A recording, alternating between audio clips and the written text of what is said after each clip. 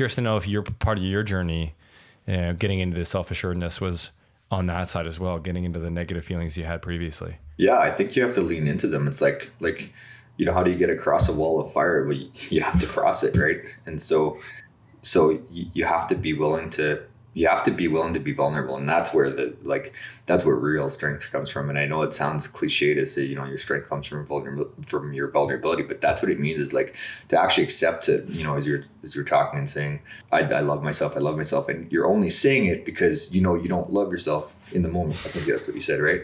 It's like, yeah. So maybe the better thing to do is acknowledge it and be like, I don't love myself, and why is that?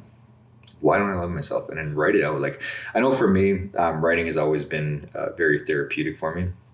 And it generally starts off as negative, but it always turns positive if I just allow myself to keep writing.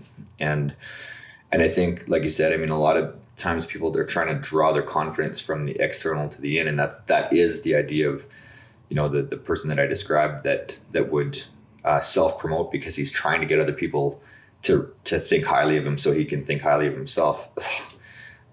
It's never going to work. Never. Everything starts from the inside out, not the outside in. Success comes from the inside out. Confidence comes from the inside out. Love comes from the inside out. It's very difficult to love somebody else if you don't love yourself. And so, it's like, I call it the right kind of selfish. And I actually talked about a little bit of that. Like, actually, maybe I called it healthy self-focus. Right? Because a lot of the times when I found when I became depressed or unhappy, I was actually thinking about myself too much. And so there's this fine line of there's a danger in thinking about yourself too much, but there's also a danger of not thinking about yourself enough.